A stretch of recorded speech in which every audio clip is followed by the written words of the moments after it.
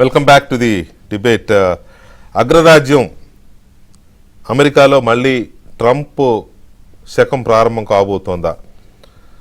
గతంలో ఒకసారి అధ్యక్షుడిగా పనిచేసి మళ్ళీ లాస్ట్ టర్మ్ ప్రస్తుత అధ్యక్షుడు జో బైడెన్ మీద ఓడిపోయిన రిపబ్లికన్ పార్టీ అభ్యర్థి డొనాల్డ్ ట్రంప్ మళ్ళీ అధ్యక్షుడు కాబోతున్నారా అమెరికాకి అనేది చాలా చర్చ జరుగుతోంది. ఎందుకంటే ట్రంప్ విధానాలు డిఫరెంట్గా ఉంటాయి పూర్తిగా. ఆయన స్వదేశీ విధానాలు కానీ విదేశీ విధానాలు కానీ కొంచెం ఎట్లా అంటే డెమోక్రటిక్గా కాకుండా, అంటే ప్రజాస్వామ్యం యుతంగా కాకుండా, డెమోక్రటిక్ అంటే పార్టీ కాదు కానీ కొంత ప్రజాస్వామ్య యుతంగా కాకుండా అమెరికన్లకు ప్రయారిటీ ఇవ్వాలి, ఈ వలస వచ్చే వాళ్ళని కొంత కంట్రోల్ చేయాలి, ఈ వలసవాదుల వల్ల వలస వస్తున్న వాళ్ళ వల్ల అమెరికా దెబ్బతింటోంది, ఈ రకమైన విధానాలు ఆయన ఓపెన్గా మాట్లాడిన సందర్భాలు కూడా ఉన్నాయి. దాంతోపాటు విదేశీ విధానంలో కూడా ఏ దేశం వల్లనైనా అమెరికాకి ఏమొస్తుంది, లేకపోతే అమెరికా ఆధిపత్యాన్ని మనం ఇంకా ఎంత పెంచవచ్చు ఆ దేశాల మీద, ఈ రకమైన సామ్రాజ్యవాద పెత్తందారి పోకడలు ఆయన విధానాల్లో ఎక్కువ కనిపించాయి గత టర్మ్లో. మరి ఈసారి ఎలా ఉంటుందో చూడాలి. అయితే ఆయనే అధ్యక్షుడు అవుతాడు అని అప్పుడే మనం నిర్ధారణకు రావట్లేదు కానీ రిపబ్లికన్ పార్టీ అభ్యర్థిగా ఆయన అవుతాడా లేదా అనుకున్నది కాస్త ఆయనని తేల్చేశారు నిన్న పార్టీ ఉన్నత స్థాయి సదస్సులో. దానికి కారణం పోటీదారులు గట్టిగా లేకపోవడం, మొన్న 4 రోజుల క్రితం 5 రోజుల క్రితం జరిగిన ఆ కాల్పుల ఘటన ట్రంప్ని ఒక్కసారిగా ఎక్కడికో తీసుకెళ్ళిపోయింది. ఆ కాల్పుల ఘటన నుంచి బయటపడ్డ ఆయనకు విపరీతంగా సింపతి క్రియేట్ అవడంతో ఆయన రిపబ్లికన్ పార్టీ అభ్యర్థిగా ఆ రోజే అందరూ అనుకున్నారు. పార్టీ అధికారికంగా డిసైడ్ చేసేసింది ఒకటి. రెండో వైపు డెమోక్రటిక్ పార్టీ. ఈ డెమోక్రాట్లు ఎందుకో ఇంకా కింద మీద పడతా ఉన్నారు. జో బైడెన్ పరిస్థితి ఆశాజనకంగా లేదు. ఆయన వయసు కూడా 80 ఏళ్ళు దాటిపోయింది. ప్రజల్లో పూర్తిగా విశ్వాసాన్ని కోల్పోయారు, మద్దతు కోల్పోయారు, ప్రజల్లో పలుచనైపోయారు, ఆయన మాట తడబడుతున్నాడు, జ్ఞాపక శక్తి తగ్గిపోయింది పూర్తిగా అనేది చాలా సందర్భాల్లో ప్రూవ్ అవుతుంది. మాట్లాడుతున్నప్పుడు కానీ అప్పుడు కానీ ఏదేదో మాట్లాడేస్తున్నాడు అనేది. సో ఈ పరిస్థితుల్లో జో బైడెన్ కాకుండా ఇంకెవరు అభ్యర్థి అనే విషయంలో డెమోక్రాట్లు ఎందుకు నాంచుతున్నారు, ఎందుకు ఇంకా బైడెన్ కాదు మా అభ్యర్థి, ఈ అభ్యర్థి అని చెప్పుకోలేకపోతున్నారు. మరోవైపు బైడెన్ నేనే మళ్ళీ ఈసారి పోటీ చేస్తున్నా, నేనే అధ్యక్ష పదవికి అభ్యర్థి నేనే డెమోక్రటిక్ పార్టీ నుంచి ఆయన చెప్పుకుంటున్నా కూడా ఆ డైలమా నుంచి ఎందుకో డెమోక్రటిక్ పార్టీ బయటపడలేకపోతుంది. ఏం జరుగుతోంది అనే దాని మీద మనం చర్చను చూడబోతున్నాం. ఈ చర్చలో మనతో నల్లమోతు చక్రవర్తి గారు, రాజకీయ విశ్లేషకులు, అలాగే ఎన్ఆర్ఐ కూడా, అండ్ కె రవికుమార్ గారు సెఫాలజిస్ట్, రాజకీయ విశ్లేషకులు, అండ్ తానా మాజీ అధ్యక్షులు అంజయ్ చౌదరి గారు మనతో చర్చలో పాల్గొంటున్నారు. ముందుగా అంజయ్ చౌదరి గారు నమస్కారం. నమస్కారం వెంకటకృష్ణ గారు. చౌదరి గారు బాగున్నానండి, థ్యాంక్ యూ. ఏంటి పరిస్థితి, అసలు ఏం జరుగుతోంది? రిపబ్లికన్ పార్టీ ట్రంప్ని ఫైనల్ చేసేసింది కదా. సో ఈ పరిస్థితుల్లో ట్రంపే ఈసారి మళ్ళీ ప్రెసిడెంట్ అనేది డిసైడ్ అయిపోయినట్టేనా? అంటే ఇప్పుడు మీరు ప్రస్తుతం మిల్వాకీలో రిపబ్లికన్ నేషనల్ కన్వెన్షన్ జరుగుతూ ఉంది. ఈవేళ జేడీ ఎవాన్స్ వైస్ ప్రెసిడెంట్ అంటే నామినీ తను మాట్లాడుతూ, రేపు థర్స్డే ట్రంప్ మాట్లాడటం జరుగుతుంది కన్వెన్షన్ లో. ఆల్రెడీ మీరు అన్నట్టు ట్రంప్ క్యాండిడేచర్ రిపబ్లికన్స్ ఎండార్స్ చేశారు. సో అంటే ప్రస్తుతం ఉన్న రాజకీయ సామాజిక పరిస్థితి దృష్ట్యా, అలాగే రీసెంట్ గా జరిగిన ట్రంప్ మీద ఉన్న ఇన్సిడెంట్ కూడా మనం దృష్టిలో పెట్టుకుంటే ట్రంప్ రిపబ్లికన్ పార్టీ నుంచి తను ఎనీవే క్యాండిడేట్ కన్ఫర్మ్ అయింది కనుక తను గెలిచే అవకాశం చాలా ఎక్కువగా ఉందండి. ఇంతకు ముందు ఆ ఇన్సిడెంట్ జరగక ముందు క్లోజ్ గా ఉంది 43-45 అంటే పోల్ సర్వీస్ చూస్తే ట్రంప్ కి ఎడ్జ్ ఉన్నా. సో ఇప్పుడు ఇంకా అది డెఫినెట్ గా సింపతి వేవ్ కావచ్చు, తర్వాత మీరు చూస్తే డైరెక్షన్ కావచ్చు, ఎటు చూసినా కూడా యాజ్ అనలిస్ట్ గా కావచ్చు, యాజ్ పరిస్థితులు దృష్టిలో నేను చూస్తే డెఫినెట్ గా ట్రంప్ కి ఎడ్జ్ ఉన్న మాట వాస్తవం. రైట్. చక్రవర్తి గారు గుడ్ ఈవినింగ్ అండి. Good evening Venkatakrishna. ఇప్పటి వరకు మనం చూసిన దాని ప్రకారం అమెరికాలో జరుగుతున్న ఈ ప్రెసిడెన్షియల్ ఎలక్షన్ కి ఇప్పటి వరకు జరిగిన ఎపిసోడ్ చూస్తే మీ అనాలిసిస్ ఏంటి? జస్ట్ క్విక్లీ మీరు ఇందాక చెప్పిన దాని గురించి వెంకటేశ్వర గారు, ట్రంప్ ఎలక్షన్ మిల్వాకీలో, విస్కాన్సిన్ లో రిపబ్లికన్ నేషనల్ కన్వెన్షన్ లో ధృవీకరించినప్పటికీ అమెరికాలో ఎన్నికలు జరిగే పద్ధతి ప్రైమరీస్ అని ఉంటాయి. మన దేశంలో లాగా అభ్యర్థులు ముందుగా నిర్ణయించబడరు. ప్రైమరీస్ లో ఎన్నికల్లో పార్టీ సభ్యులు ఎన్నుకుంటారు వాళ్ళ అధ్యక్ష అభ్యర్థి ఎవరు అనేది. రిపబ్లికన్ పార్టీ సభ్యులు వాళ్ళ అభ్యర్థులు ఎన్నుకుంటారు అధ్యక్ష పదవికి. అదేవిధంగా డెమోక్రటిక్ పార్టీ అభ్యర్థులు కూడా ఎన్నుకుంటారు. అంటే చిన్న మాట, అబ్జెక్షన్ అనుకోవద్దు, అబ్జెక్షన్ ఇంటరప్షన్ కాదు. 2400 మంది మెంబర్స్ ఉంటే 2300 మంది నిన్న 2350 సుమారుగా ఆల్మోస్ట్ 96% ట్రంప్నే చేశారు కదా. ఇంకా దాంట్లో డైలమా ఉందంటారా? లేదు, డైలమా లేదు, అదే అంటాను. సో నిన్న అది నిర్ణయం అయింది కాదు, ఎన్నికలు జరిగాయి కదా, రాష్ట్రాల వారీగా ఎన్నికలు జరుగుతాయి అమెరికాలో. ఏది పార్టీ అభ్యర్థుల ఎన్నిక, వాటిని ప్రైమరీస్ అంటారు. So it was a foregone conclusion. నిన్న ఏమున్నా సెరమనీ మాత్రమే. ట్రంప్ ఎలక్షన్ వాజ్ ఎప్పుడో నిర్ణయం అయిపోయింది. ఏది ప్రైమరీస్ ఎన్నికల్లోనే నిర్ణయం అయిపోయింది. So he was always a leading candidate మొదటి నుంచి కూడా. ఎంత లీడ్ లో ఉన్నాడంటే, నేను డిబేట్లలో కూడా పాల్గొన్న అవసరం లేదు, ఇతర అభ్యర్థులు డిబేట్లలో పాల్గొంటుంటే ట్రంప్ నాకు అసలు అవసరమే లేదు, నేనే క్యాండిడేట్ ని అన్న భావనలో ఉండి చాలా డిబేట్లలో పాల్గొనలేదు అసలు. So he's been the leading candidate మొదటి నుంచి కూడా రిపబ్లికన్ పార్టీకి. డెమోక్రటిక్ పార్టీలో మనం చూసిందే జో బైడెన్ ప్రెసిడెన్సీ, ఆయన వయస్సు మూలంగా చాలా అనుమానాలు. అయితే డెమోక్రటిక్ పార్టీ ఆలస్యంగా మేల్కొంది.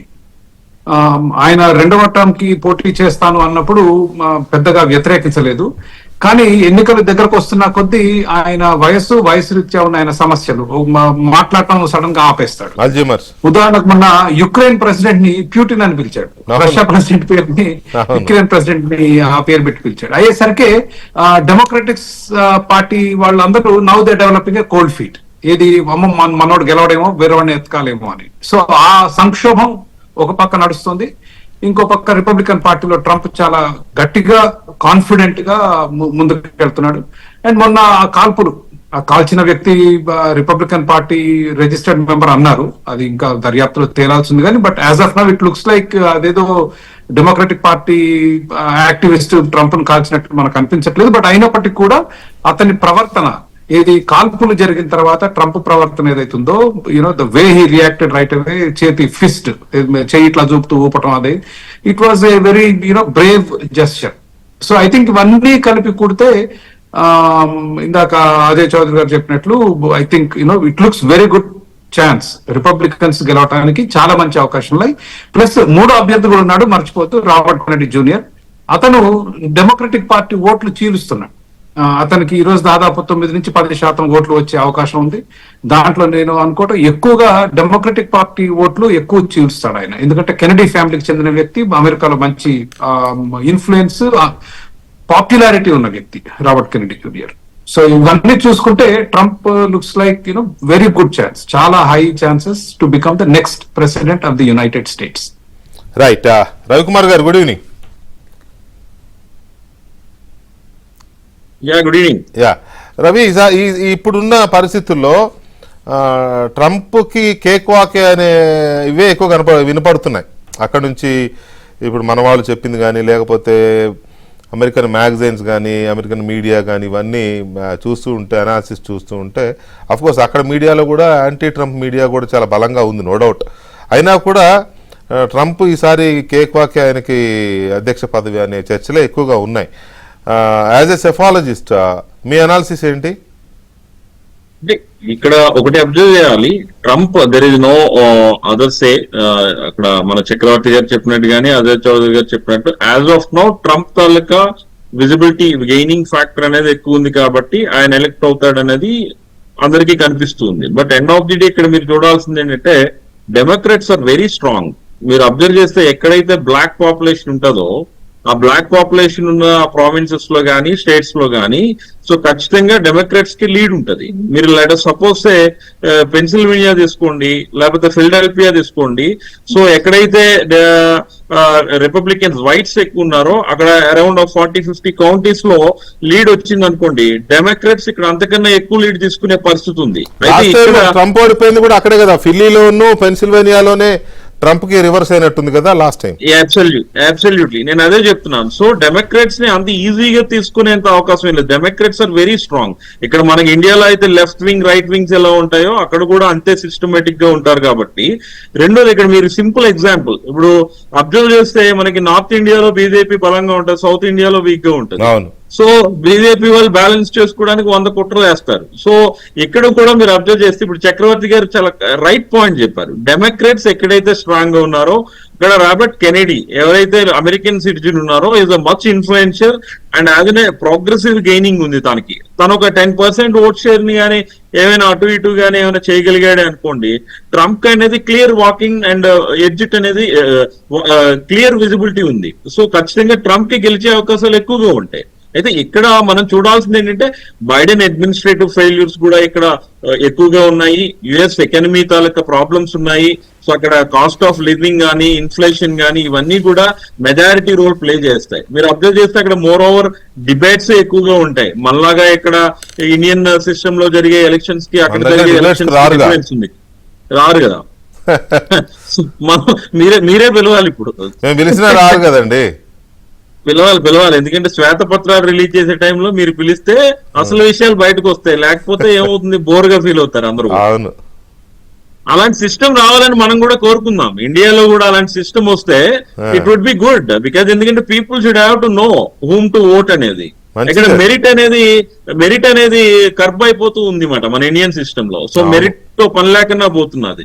సో ఇక్కడైతే ఏంటంటే మోర్ డిబేటబుల్ పాయింట్స్ మీదే ఇక్కడ ఎలక్షన్స్ జరుగుతాయి కాబట్టి ఖచ్చితంగా చెప్పాలంటే ట్రంప్, ఇందాక చక్రవర్తి గారు ఒక పాయింట్ చెప్పారు, ఆయన కాల్పులు జరగగానే ట్రంప్ ఏదైతే తను ఒక పిడికిలి బిగించి ఫైట్ అని చెప్పని అన్నాడో, సో అది నేచురల్ గా ఏంటంటే రిపబ్లికన్స్ ని కన్సల్టేషన్ చేయడానికి చాలా హెవీ డోసేజ్ ఆఫ్ మెడిసిన్ గా చూడొచ్చు దాన్ని పాలిటిక్స్ లో. సో ఖచ్చితంగా ఆ పర్టికులర్ కెమిస్ట్రీ అనేది ఖచ్చితంగా వర్కౌట్ అవుతుంది అక్కడ. సో అందుకు Trump as of now edge లో ఉన్నాడు. అలా అని డెమోక్రాట్స్ ని అంత ఈజీగా తీసేయడానికి కూడా లేదు. డెమోక్రాట్స్ ని అంత ఈజీగా తీసేయడానికి లేదు. ఎందుకంటే వాళ్ళు ఒక టర్మ్ వాళ్ళు, ఒక టర్మ్ వీళ్ళు, తమిళనాడు ఎలక్షన్స్ లాగా ఉంటా ఉన్నాయి అవి అమెరికాలో ఎప్పుడు కూడా. సరే, ఓకే, అది ఓకే. అయితే అంజయ్ చౌదరి గారు ఇక్కడ సరే అక్కడ ఏం జరిగింది అనేది మనకు తెలియదు కానీ వరల్డ్ వైడ్ గా ఒక చర్చ అయితే ఉంది. ఆ కాల్పుల ఫైరింగ్ అనేది ఇట్స్ ప్లాంటెడ్ అనేది ఒక చర్చ అయితే ఉంది. ఎందుకంటే ఇట్లా పక్క నుంచి దూసుకుపోవడం, ఏమాత్రం షాక్ గురవ్వకుండా ఆయన వెంటనే ఇట్లా ఫైట్ అని అరవడం, అదంటే ఇదంతా కూడా ఒక స్క్రీన్ ప్లే ఏదో ఉంది అనే ఒక చర్చ అయితే ఉన్నది. సరే, దాన్ని ఖండించే వాళ్ళు ఖండిస్తారు, సమర్థించే వాళ్ళు సమర్థిస్తారు, ఎవరి వెర్షన్ వాళ్ళకు ఉంటుంది అనుకోండి. ఏంటి అసలు దాని గురించి అమెరికాలో ఏ రకమైన చర్చ ఉంది అంటే?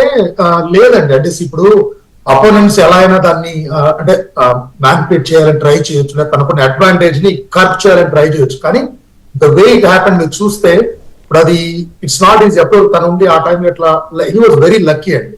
ఆ ఇన్సిడెంట్ మొత్తం మీరు చూస్తే సో అతను చాలా లక్కీ. అట్లాగే by nature Trump aggressive person, strong person mentally కనుక. సో అటువంటి ఇన్సిడెంట్ జరిగినా కూడా వెంటనే రియాక్ట్ అయ్యి, ఇందాక చక్రవర్తి గారు తర్వాత రవి గారు చెప్పినట్టు అతను అందులో స్ప్లిట్ సెకండ్ లో కోలుకుంటాం, అలా ట్విస్ట్ అలా పెడతాం. అంటే it showed that I'm not bothered by anything, I'm for America అనేది, లైక్ ఫైట్ అనేది అది డెఫినెట్ గా ఆ ఎమోషన్స్ ని నెక్స్ట్ లెవెల్ కి తీసుకెళ్ళడానికి ఉపయోగపడుతుంది. అట్లాగే ప్రపంచం అంతా కూడా ఎవరు కూడా ఇంక్లూడింగ్ ఇక్కడ కూడా డెమోక్రాట్స్ అయినా కూడా ఎక్కడ 1%, 2% అట్లా ఏమన్నా అది మ్యానిపులేట్ చేసి అది ప్లాన్డ్ అని అంటే ఎస్టాబ్లిష్ చేయాలని ట్రై చేసినా I don't think that went into the people. అంటే nobody, I think most of the people, 99% not believing that it is it is an incident that happened. అంతేగాని plan చేసి execute చేసింది కాదు. అట్లాగే incident clear గా 307 అనమాట. అంతేనండి. ఇప్పుడు మీరు చూస్తే ఆ ఇన్సిడెంట్ జరగకముందు కూడా ట్రంప్ వాజ్ లీడింగ్ అండి. ఏ సర్వేస్ చూసినా ఇప్పుడు పర్సంటేజ్ పోల్ సర్వేస్ కొద్దిగా 2%, 3% అనేది పక్కన పెడితే ఓవరాల్ గా అతను లీడింగ్ అనేది పోల్ సర్వేతోనే కాకుండా సంస్థాగతంగా డెమోక్రేట్స్ కూడా స్ట్రాంగ్ గా ఉన్నా కూడా ప్రస్తుతం ఉన్న ఆర్థిక పరిస్థితులు ఎస్పెషలీ కావచ్చు, తర్వాత బైడెన్ ఉన్న ఇప్పుడు మీరు చూస్తే లాస్ట్ 5 years లో మనకి ఇన్ఫ్లేషన్ కంట్రోల్ చేయకపోవడం, even last couple of weeks లో మీరు చూస్తే కాస్త బెటర్ గా ఇన్ఫ్లేషన్ కంట్రోల్ అయినట్టు మనకి పారామీటర్స్ ఇండికేషన్స్ వచ్చినా, బట్ లాస్ట్ మీరు చూస్తే బైడెన్ ఎలక్ట్ అయిన కాడి నుంచి ఒక కామన్ మ్యాన్ ఇబ్బంది పడతాం కానీ ఇన్ఫ్లేషన్ వల్ల ఎన్ని చూస్తే ఎకానమీ కానీ వీటన్నిటితో కంపేర్ చేసుకుంటే ఎప్పుడు ట్రంప్ వస్తాడా ఎకానమీకి, యుఎస్ ఎకానమీకి ఎస్పెషల్లీ. అట్లాగే ట్రంప్ మీరు క్లియర్ గా చూస్తే immigration, he's big on immigration. మన మెక్సికన్ బార్డర్స్ లో బైడెన్ ఫెయిల్ అయ్యారు, బైడెన్ గవర్నమెంట్ ఫెయిల్ అయ్యారు, చాలా మంది ఇల్లీగల్ ఇమిగ్రెంట్స్ లోపలికి వస్తున్నారు అనేది ఎస్టాబ్లిష్ చేయడం జరిగింది. దాంతో పాటు మన ఇండియన్స్ అంటే ఇక్కడికి వచ్చిన వాళ్ళు చదువుకోవడానికి మాస్టర్ స్టూడెంట్స్ మీరు చూస్తే అప్రాక్సిమేట్ గా మన ఇండియా నుంచి for that matter Anjit Chowdary గారు, ఫర్ దట్ మ్యాటర్ అప్పుడు ట్రంప్ లాస్ట్ ఎలక్షన్స్ అప్పుడు కూడా ఆయన ప్రెసిడెంట్ గా ఉండి మెక్సికో బార్డర్లో సమ్ ఫెన్సింగ్ ఆర్ వాల్ ఏదో చైనా వాళ్ళలాగా వాల్ కట్టాలి దీనికి ఇది చేయడానికి అని అన్నారు కదా. బట్ ఆయన అది చేయలేదు, ఒక మాట అయితే అన్నాడు, కానీ అయినా కూడా ఆయన ఓడిపోయాడు కదా. మరి అంటే టూ థింగ్స్ అండి. ఇప్పుడు ఆ రోజు ఏంటంటే what I believe is Trump కావాలా ట్రంప్ వద్దా దాని మీద ఎలక్షన్ మ్యాండేట్ ట్రంపే. అతను మాట్లాడిన విధానం కావచ్చు, ఆ రోజు ఉన్న పరిస్థితిలో ఆల్టర్నేటివ్ కోసం అమెరికన్స్ చూడటం జరిగింది. కానీ ఒకసారి బైడెన్ వచ్చిన తర్వాత ఇతను గవర్నెన్స్ కూడా చూసిన తర్వాత ట్రంపే బెటర్ ఏమో అనేది చాలా మంది అభిప్రాయానికి వచ్చి అట్లీస్ట్ నా ఫీలింగ్ అది.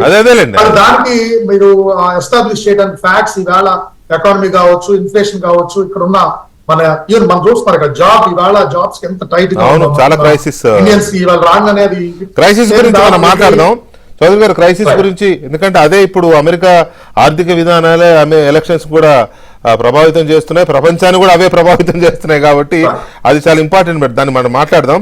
చక్రవర్తి గారు, ఈ పర్టికులర్ ఆయన మీద ఏదైతే చంపడానికి ప్రయత్నం జరిగిందని అనుకుంటున్నామో, ఒకటి ఇందాక నేను అడిగిన క్వశ్చన్ మీకు కూడా దాని మీద ఏమన్నా ఉంటే చెప్పండి. ఎందుకంటే చర్చ అయితే ఉంది, ఇది ట్రంప్ చాలా ప్లాన్డ్గా ఇది చేసుకున్నాడు, అతనే చేయించుకున్నాడు, అందుకే అంత షాక్ ఏం లేకుండా ఫైట్ అని ఇది చేశాడు అనేది ఒకటి ఉంది. రెండవది, డెమోక్రాట్లు ఏమో ఉక్రెయిన్ సపోర్ట్ చేస్తున్నారు ఈ వార్లో, రిపబ్లికన్ ట్రంప్ ఏమో రష్యాని సపోర్ట్ చేస్తున్నారు. అందువల్ల ఉక్రెయిన్ చేయించింది అటాక్ అనే ఇంకొక చర్చ కూడా ఉంది. అది మొదలైంది ఆల్రెడీ. ఉక్రెయిన్ వాళ్ళు కూడా మా ఇంటెలిజెన్స్ వాళ్ళు చేయించారని వాళ్ళు ఏదో ఒక స్టేట్మెంట్ రిలీజ్ చేసినట్టుగా వచ్చింది కదా. సో దీని మీద కూడా మీ అనాలిసిస్ ఏమైనా ఉందా? లేదండి, నాకు అది దాంట్లో ఏం కాన్స్పిరసీ అయితే ఎక్కడ కనిపించలేదు. ఇట్ ఈస్ వెరీ ఇంపార్టెంట్, చాలా ముఖ్యమైన ఎన్నిక. అమెరికాలో దర్యాప్తు సంస్థలు చాలా వెరీ పవర్ఫుల్ అండ్ ఇండిపెండెంట్. అవును, కాబట్టి అంత రిస్క్ తీసుకోవటం, ఆయన already is a winning candidate. వెనకబడ్డ క్యాండిడేట్ ఏదో ఒక క్రైసిస్ సృష్టించి మన జగన్మోహన్ రెడ్డి గారి తలకు రాయి కొట్టినట్టు చూపించి చేసే పరిస్థితి లేదు అక్కడ. He was already winning and it is two risky. మన దేశం అంత సులువు కాదు ఇట్లాంటివి చేయటం. సో నేను I don't sense A conspiracy theory. కాకపోతే అమెరికాలో వ్యవస్థలు ఎట్లా పనిచేస్తే మనకు సరిగ్గా అవగాహన లేక ఇతర దేశస్తులు అనుకునే అవకాశం అయితే ఉంది. దాన్ని కాదనట్లేదు, చూడటానికి ఏమంటే ఆ పద్ధతి జరిగిన పద్ధతి మన దగ్గర మీరు అన్నట్టు ఈ రాళ్ళు కోడికత్తులు చూసి అందరూ అదాగారుకుంటున్నారు, అది కూడా వాస్తవం. ఎగ్జాక్ట్లీ, మన దగ్గర జరుగుతాయి కాబట్టి మనం వాటిని అక్కడ ఆపాదిస్తున్నాం. అక్కడ చేయటం అంత సులువుగా, బికాస్ ఇన్వెస్టిగేట్, ఇప్పుడు ఉదాహరణకి ట్రంప్ మీద జార్జియాలో ఇన్వెస్టిగేట్ చేస్తున్నారు, ఏది ఎలక్షన్ ఫ్రాడ్ మీద. గత 5 సంవత్సరాలుగా అక్కడ రిపబ్లికన్ పార్టీ వాళ్ళే చేస్తున్నారు. ట్రంప్ సొంత పార్టీనే ట్రంప్ దర్యాప్తు చేస్తున్నారు. సో అక్కడ అంత సులువు కాదు, అంత రిస్క్ తీసుకోరు కూడా వాళ్ళు candidates. They will not take it, it's two risky. ఇక రెండోది యుక్రెయిన్ రష్యా. ఎస్, ట్రంప్ కి గతంలో ట్రంప్ పోటీ చేసినప్పుడు డెమోక్రాట్లు అతని మీద మోపిన అతిపెద్ద అభియోగం ఏంటంటే రష్యా వాళ్ళు ట్రంప్ కి సహాయం చేశారు, ఎస్పెషల్లీ సోషల్ మీడియాలో. మీరు అట్లాంటి విషయాల్లో మాట్లాడితే జరుగుండే అవకాశం ఉంటుంది. ఎవరు ఆపలేరు కదా, social media is open country. So Russia కాస్త ట్రంప్ కు సహాయం చేసింది గత ఎన్నికల్లో అనే వాదన ఒకటి ఉంది. అండ్ హీఈస్ జనరల్లీ కొంచెం ప్రో రష్యా ట్రంప్. కాబట్టి it may change the dynamics of international diplomacy కాస్త. We don't know. America president మారినంత మాత్రాన విదేశీ వ్యవహారాలు మారవండి, విదేశాంగ విధానాలు మారవు, ఓవర్ నైట్ గా మారవు. But he can help it resolve possibly. ఎందుకంటే రష్యా తోటి కొంత పుటిన్ తోటి ఉన్న సంబంధాలు ఉపయోగించి ఆ యుద్ధాన్ని కొంచెం ఏమన్నా డిఫ్యూజ్ చేసే అవకాశం ఉందన్నది నా అభిప్రాయం. రైట్, ఇక్కడ 2-3 విషయాలు ఇంకా మనం చర్చించాల్సినవి ఉన్నాయి. ఒకటి, ఆర్థిక విధానాలు. ఎందుకంటే అమెరికాలో ఆర్థిక విధానాలు, ఆర్థిక పరిస్థితి అతలాకుతలమైతే లేదా అమెరికా రెసిషన్లోకి వెళితే ప్రపంచంలోని చాలా దేశాలు రెసిషన్లోకి వెళతాయి. ఫర్ దట్ మ్యాటర్ అభివృద్ధి చెందిన దేశాలు కూడా రెసిషన్లోకి వెళుతున్న సందర్భాలు చూసాం. గతంలో ఇండియాకైతే చాలా బ్యాడ్ ఇది ఉంది.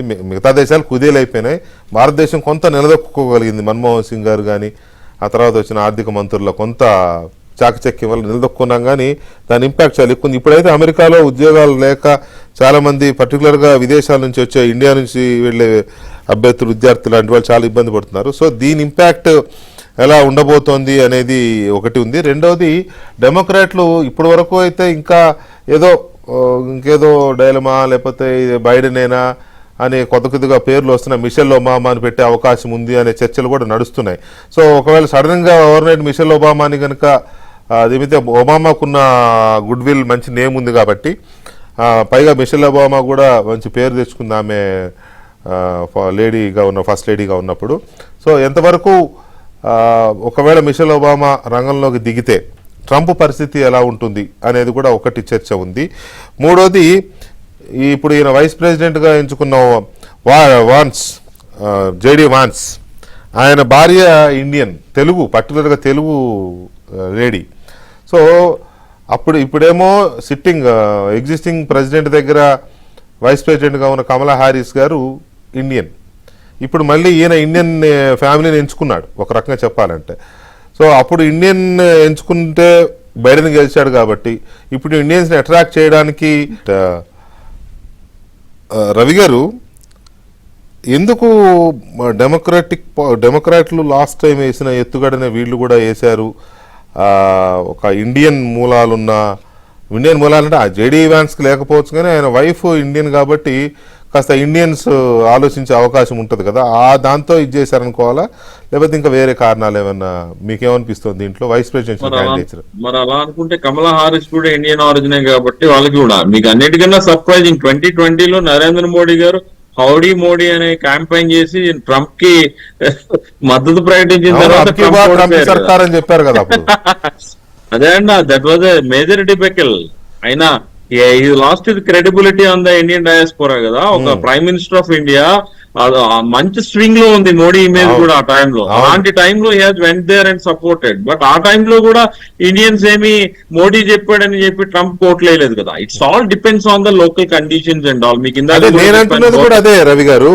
కమలా హారిస్ ని Joe Biden vice president candidate గా పెట్టుకున్నా కూడా మోడీ వెళ్ళి ట్రంప్ కి సపోర్ట్ చేశారు. అయినా కూడా ఇండియన్స్ డెమోక్రాట్లకే సపోర్ట్ చేశారనేది ఒక పెద్ద టాక్ నడిచింది అప్పట్లో, because of Kamala Harris. Yeah, ఇప్పుడు కూడా ఇదేమన్నా వర్కౌట్ అవుతుందని ట్రంప్ వేసిన ఎత్తుగడ అనుకోవచ్చా అనేది నా ప్రశ్న. ఎత్తుగడ అనుకోవచ్చు, ఎందుకంటే వాళ్ళ వ్యూహాలు వాళ్ళకు ఉంటాయి. ఇండియన్స్ ని కూడా అట్రాక్ట్ చేసే విధానంలో ఏంటంటే జేడీ వ్యాన్స్ ని తీసుకొచ్చే విధానం అయితే ఉంది. బట్ ఇక్కడ ఒకటి మనం అబ్జర్వ్ చేయాలంటే బైడెన్ పాలసీస్, ఎస్పెషల్లీ బైడెన్ తాలూకా గవర్నమెంట్ పాలసీస్ అనేవి చాలా బ్యాడ్లీ ఫెయిల్డ్. అక్కడ ఇండియన్ పీపులే కాదు, అక్కడ లోకల్ అమెరికన్ సిటిజన్స్ కూడా ఏంటంటే ఇన్ఫ్లేషన్ తో గానీ, కాస్ట్ ఆఫ్ లివింగ్ తో గానీ, ఎస్పెషల్లీ మైగ్రెంట్స్. ఇప్పుడు మీరు ఇందాక చెప్పారు బోర్డర్ లో గోడ కట్టేస్తానని ట్రంప్ అన్న తర్వాత, బైడెన్ వచ్చిన తర్వాత ఆ బోర్డర్ సెక్యూరిటీ తాలూకా పాలసీ విషయంలో బైడెన్ చాలా లైట్ గా ఉన్నాడు అనమాట. దాంతో ఏంటంటే విపరీతమైన స్ట్రెస్ పెరిగిపోయింది సిటీస్ లో.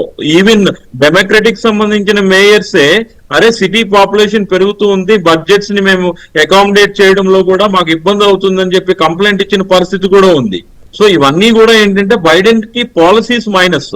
అయితే ఇప్పుడు మీరు అన్నది కరెక్ట్ పాయింట్. బైడెన్ ప్లేస్ లో ఇన్ కేస్ ఈవెన్ ఎవరినైనా న్యూ క్యాండిడేట్ ని వాళ్ళు ప్రపోజ్ చేస్తే again election will be tough. ఖచ్చితంగా ఎలక్షన్ అయితే టఫ్ ఫేసింగ్ అయితే చేయాల్సి వస్తుంది. అందుకే ట్రంప్ కి వన్ వే కేక్ వాక్ గా కనిపిస్తూ ఉన్నా కూడా బైడెన్ తాలూకా వ్యతిరేకత అనేది ఒకటి అడ్వాంటేజ్ గా ఉన్నది. రెండోది ఏంటంటే ఇప్పుడు బైడెన్ ప్లేస్ లో ఇంకో క్యాండిడేట్ ఏమైనా వాళ్ళు డెమోక్రాట్స్ గానీ ఏమైనా చూజ్ చేస్తే ఖచ్చితంగా ఎలక్షన్ గేమ్ చేంజర్ అనేది మళ్ళీ అవుతుంది, మళ్ళీ మారుతూ ఉంటది.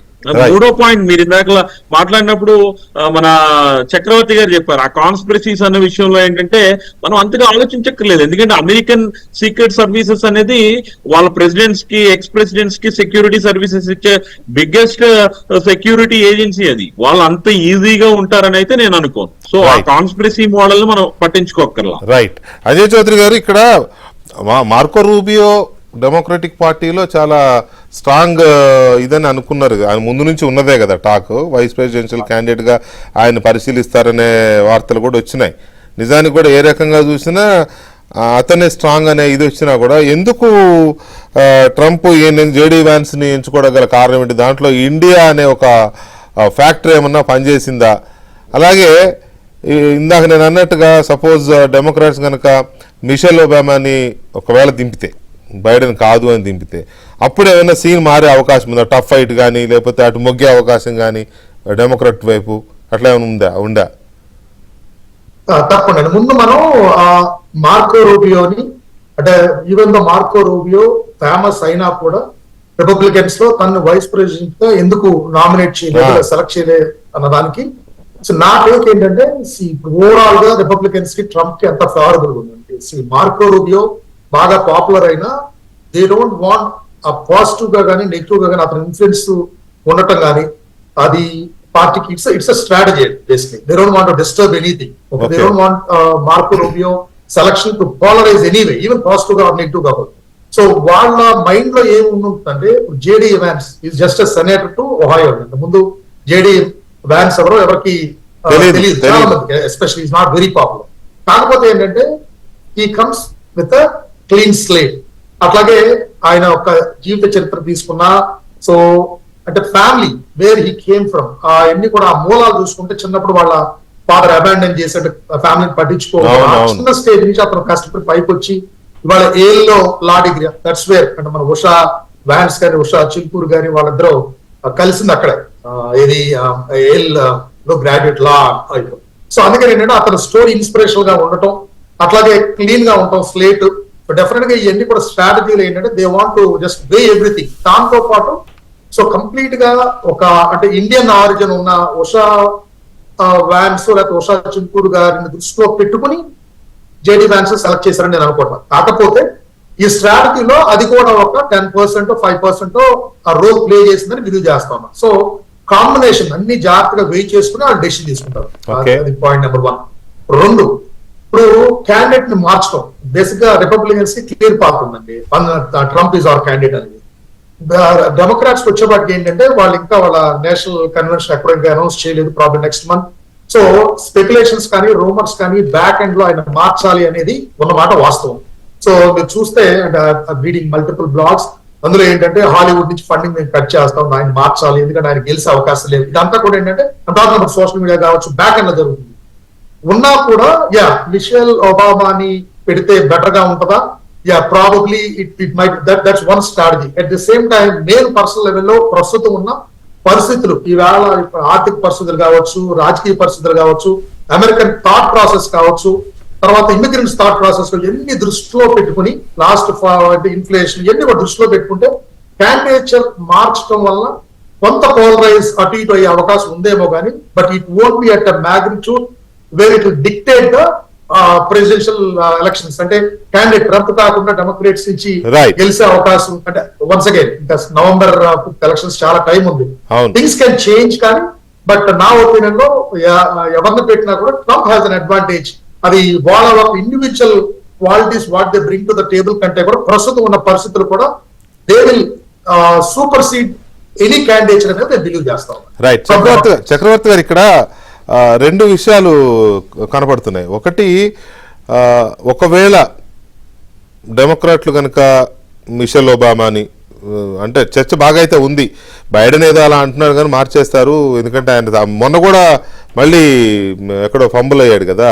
సో ఇటువంటివన్నీ ఉన్నాయి కాబట్టి ఇంకా ఆయన్ని ఉంచరు, మారుస్తారు, మిషెల్నే పెడతారు అనే చర్చ బాగా ఉంది. ఎందుకంటే ఒబామాకి కొంచెం మంచి ఇమేజ్ ఉంది కాబట్టి పెడతారనే చర్చ ఉంది. ఒకవేళ ఆమెను కనుక దింపినట్లయితే ఎలా ఉంటుంది అనేది ఒక పాయింట్ మీరు అనలైజ్ ఇవ్వాల్సింది. రెండవది, ఎందుకో ఈసారి సహజంగా ఇమిగ్రెంట్స్, అమెరికాలో ఉండే ఎన్ఆర్ఐస్ కానీ అదర్ కంట్రీస్కి వచ్చిన ఇమిగ్రెంట్స్ ఎవరైనా ఎక్కువ డెమోక్రాట్స్ని లైక్ చేస్తారు ఫర్ వేరియస్ రీజన్స్. వాళ్ళకున్న సిద్ధాంతాల పరంగా రిపబ్లికన్స్ ఎక్కువ అమెరికన్ ఐడియాలజీతో ఉంటారు, వీళ్ళేమో కొంచెం లిబరల్గా ఉంటారు అనే ఒక దీంతో కావచ్చు. అంటే నా అబ్జర్వేషన్ చెప్తున్నా, ఐ మే బి రాంగ్.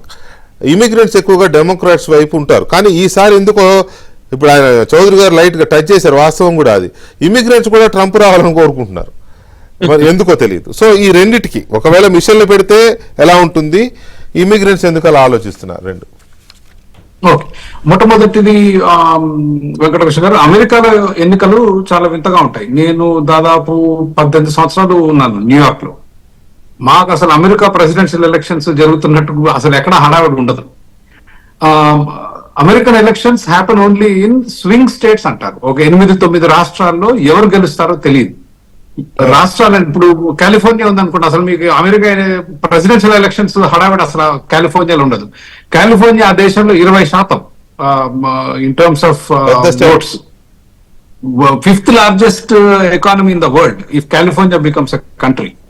అంత పెద్ద స్టేట్ అయినా కూడా అక్కడ ప్రెసిడెన్షియల్ ఎలక్షన్స్ ఉండేది. అక్కడ అంతా డెమోక్రాట్స్. మాకు న్యూయార్క్ లో కూడా మొత్తం డెమోక్రాట్సే.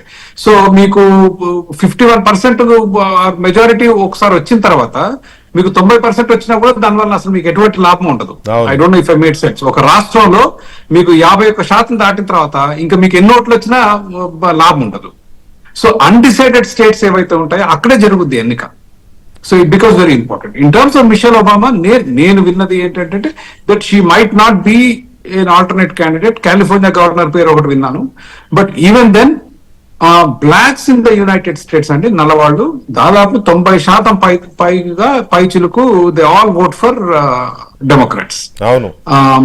సో గంపగుత్తగా పడిపోతాయి అసలు అభ్యర్థి ఎవరున్నా లేకపోయినా. So what more Michelle Obama will bring అనేది చూడాలి. That is one. సెకండ్, మీరు చాలా ముఖ్యమైన అంశం ఎత్తింది ఏంటంటే immigrants. Correct. Immigrants, yes, you are absolutely right. మొదటి నుంచి కూడా immigrants have favoured Democratic party.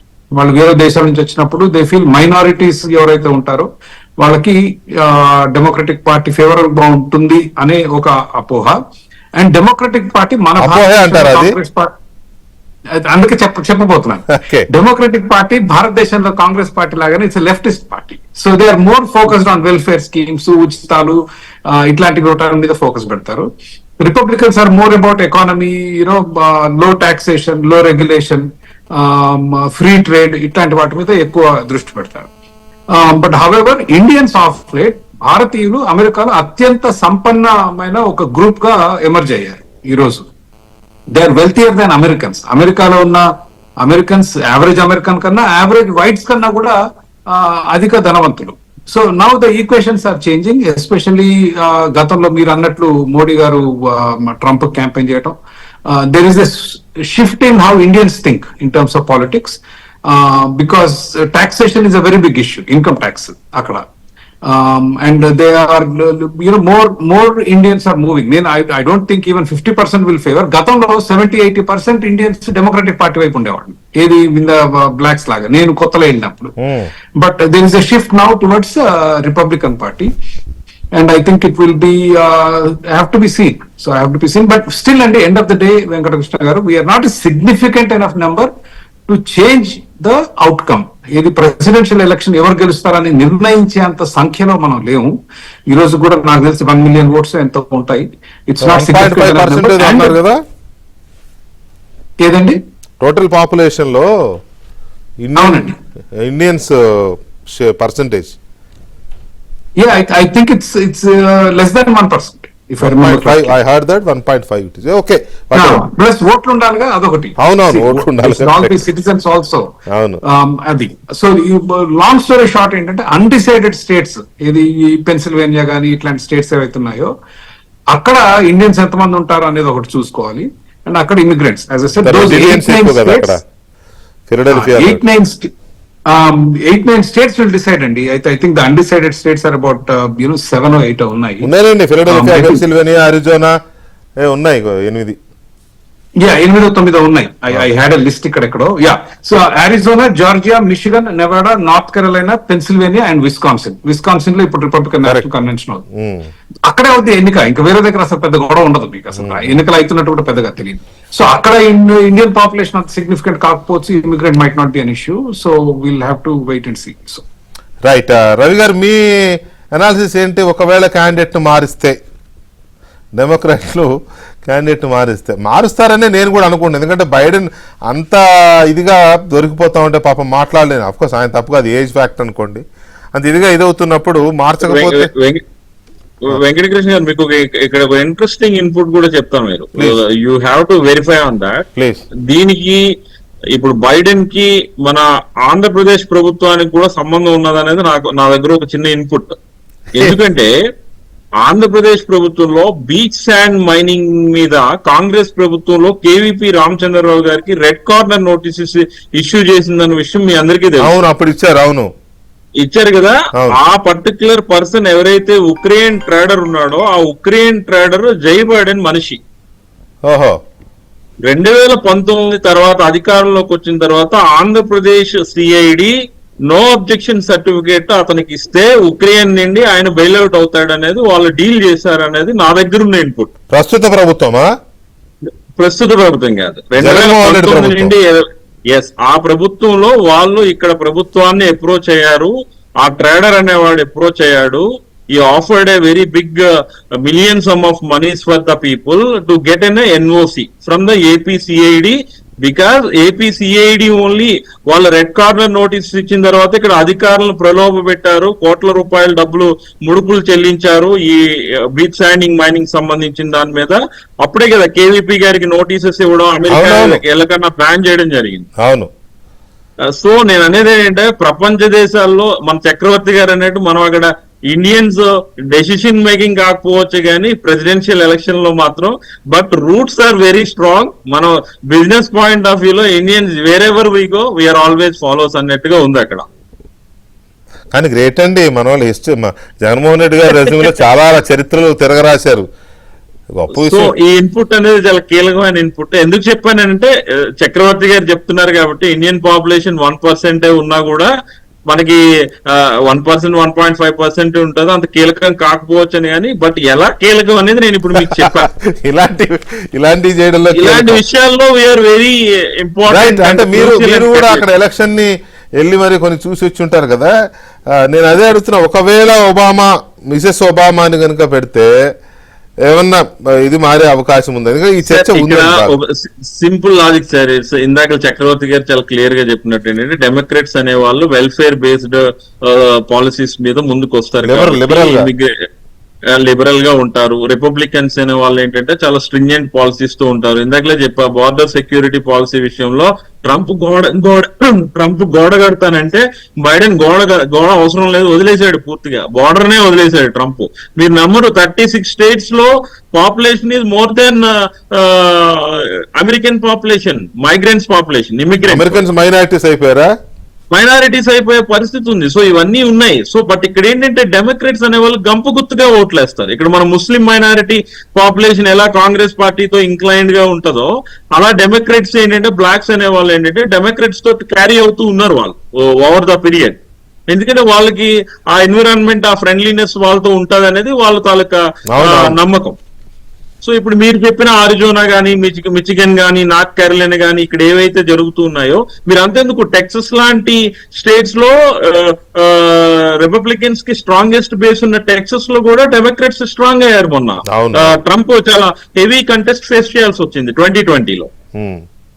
So ఈ ఫ్యాక్టర్స్ అన్ని ఉన్నాయి. సో మనం ఏంటంటే యాజ్ ఆఫ్ నౌ అయితే అక్కడ ఉన్న పరిస్థితుల్లో ఇన్ఫ్లేషన్ గానీ, ధరల పెరుగుదల గానీ, లేకపోతే లివింగ్ స్టాండర్డ్స్ విషయంలో గానీ, అక్కడ మేయర్స్ చెప్పాను కదా, డెమోక్రాటిక్ మేయర్సే చాలా ఇబ్బంది పడుతున్నారు. అరే పాపులేషన్ పెరుగుతూ ఉంది, మా బడ్జెట్ సరిపోవట్లేదు, ఏంట్రా బాబు అని చెప్పి వాళ్ళు కంప్లైంట్ ఇచ్చే పరిస్థితి. సో ఈ ఫ్యాక్టర్స్ ని చూసుకుంటే మాత్రం ఖచ్చితంగా ట్రంప్ కే ఎడ్జ్ ఉంది. బట్ క్యాండిడేట్ ని మారిస్తే there is certainly good fight will happen.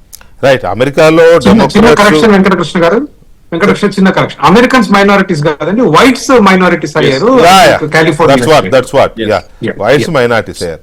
Anyway మొత్తం మీద అమెరికాలో ఇప్పుడు అమెరికన్ నేటివ్స్ కానీ, అంటే వైట్స్ కానీ లేకపోతే నేటివ్స్ కానీ లేదా ఇమిగ్రెంట్స్ కూడా ఇప్పుడు ట్రంప్ రావాలని కోరుకుంటున్నారు. ప్రపంచ దేశాలు కూడా ట్రంప్ రావాలని కోరుకుంటున్నాయి. ఎందుకంటే ఆర్థిక విధానాలు చాలా అస్తవ్యస్తంగా ఉన్నాయి. ఒక రకంగా కుదేలైపోయి రెసిషన్ ఇప్పటికే ఉంది. మళ్ళీ కనుక బైడెన్నే ఉంటే లేదా మళ్ళీ ఎట్లా వస్తుందో తెలియదు కానీ ఇంకా రెసిషన్లో కూరుకుపోతుందేమో అనే ఒక ఆందోళన చాలా ఎక్కువగా ఉంది. అందువల్ల స్వతహాగా వ్యాపారవేత్త అయిన ట్రంప్ వస్తే ఏమాట కావాలి, గత హయాంలో అతను ఆర్థిక విధానాల పరంగా కొంత స్టెబిలైజేషన్ తీసుకొచ్చాడనే ఒక నమ్మకం ఉంది. కాబట్టి ఈసారి ట్రంప్ రావాలనే అందరు కోరుకుంటున్నారు. కానీ మరి అక్కడ లోకల్ గా ఎలా ఉంది? చిన్న సవరణ, చైనా తప్ప. చైనా కమ్యూనిస్టులు ఇది కదా, అది ఓకే. అది particularly Trump is anti China policy, అవును. ట్రేడ్ కి అన్నిటిగా అవును. Wants to put import taxes అట్లాంటివన్నీ ఉన్నాయి. ఇంట్రెస్టింగ్లీ అక్కడ ట్రంప్ విషయంలో చైనాది ఒక స్టాండ్, రష్యాది ఒక స్టాండ్. విచిత్రంగా ఉంది ఇది అక్కడ మాత్రం. సో ఎనీవే ఏం మనకు జరుగుతుందో అనుకూలంగా మలుచుకోవచ్చు. అదే. అతని వ్యతిరేకత మనకు అనుకూలంగా ఉంటుంది. రైట్. సో ఏం జరుగుతుందో చూద్దాం. ఇంకా టైం ఉంది కాబట్టి ఒకవేళ డెమోక్రట్ పార్టీ క్యాండిడేట్ మార్చుకుంటారా, మార్చుకుంటే కాస్త టఫ్ ఫైట్ ఉండే ఇంట్రెస్టింగ్ గా ఉండే అవకాశం ఉంది అమెరికన్ ఎలక్షన్. లేదంటే వన్ సైడ్ గానే ఉండే అవకాశం ఉందేమో అందరూ అనుకుంటున్నట్టుగా చూద్దాం. చౌదరి గారు థ్యాంక్ యూ వెరీ మచ్ అండి చర్చలో పాల్గొన్నందుకు. అండ్